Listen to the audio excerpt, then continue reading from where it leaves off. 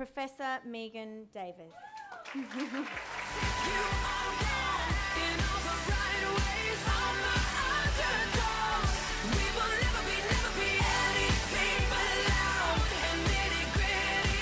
really honestly didn't prepare anything, but Jeanette goes, you should really duck off to the loo and write some notes just in case you were. So I am an Aboriginal woman. I'm a Cobble Aboriginal woman from South West Queensland who grew up on Waka Waka country in South East Queensland. So I'd like to acknowledge the traditional owners of the country that we're meeting on. And also like to acknowledge Alison. Congratulations. Alison was on the expert panel on the recognition of Aboriginal and Torres Strait Islander people in the Australian Constitution with me. And also Noreen Young, who I have no idea where she is, but hi Noreen, in terms of, she's gone, okay.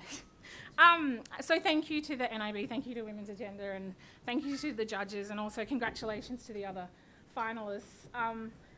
I hate to be really, it's a little bit embarrassing because I hadn't thought that I would be selected, and in fact I was supposed to be on a plane this morning at 10 a.m. to Johannesburg on my way to Congo Brazzaville.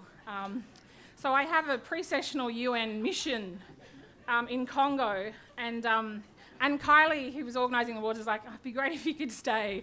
So I've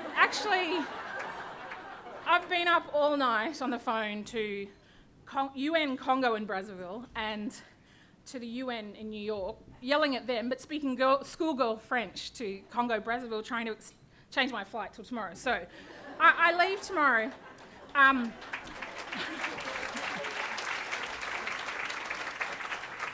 Sorry, I know 1 to 2 minutes, but just to quickly note that as a part of the UN Forum, we're going to the Congo to meet with the Indigenous people of the Republic of Congo. So I had to say to my mum, it's not the DRC, so it's not, they call it the good Congo.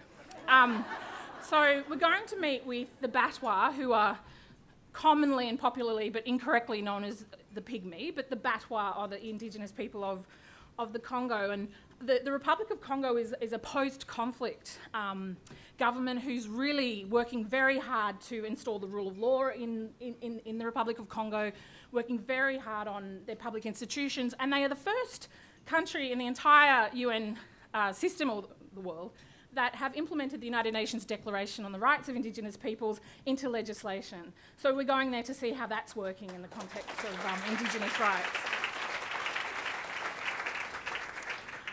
And so I've been telling, you know, the odd person, this is where I'm going, and particularly at the law school, everybody keeps responding, oh, but they're a poor country. You know, they might have great legislation, but they can't implement it. And it's interesting because Professor Hilary Charlesworth, who was one of my mentors, said Australians tend to think of human rights and the UN as only being successful if you have a successful case in a court, if you have successful litigation. But in fact, in most of the world, most people live in both poverty and or conflict zones. And so really the promise of the UN is about hope, and the promise that states and individuals can be a better version of what we are now. And I suppose that's why I was inspired by the young girl that nominated me for this award, because working for the UN for so long you get a bit jaded and cynical about what impact it can have. But Amy, who came as my assistant, I began to see the UN again through fresh eyes.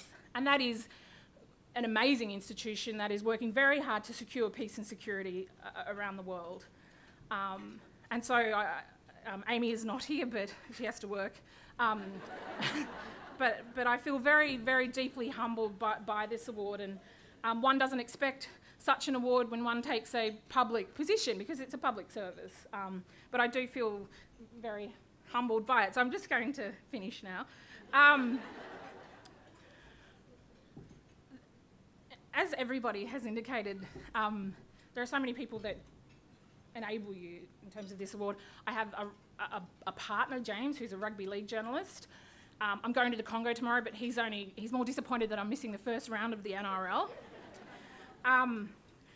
But there are people that have got me here, Jeanette, the coordinator of the Indigenous Law Centre, and Hilary Blackman, people from the University of New South Wales Law Faculty.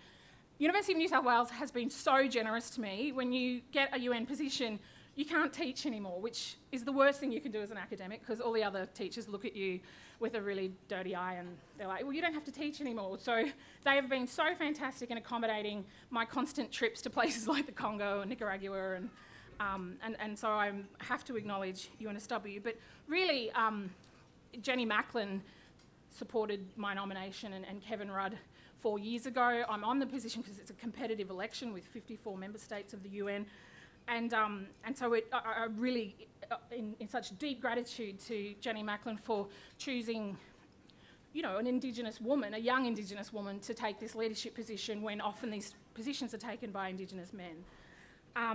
But finally, and I promise I'm finishing now, I think it's fitting for me to acknowledge the person who really has got me here, and that's my mum.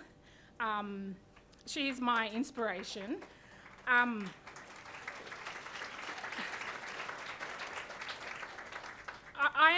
a child of the Australian welfare system. So when my mum had to leave a deeply difficult situation in regional Queensland, she was able to go onto the single parent pension. She is a trained teacher, but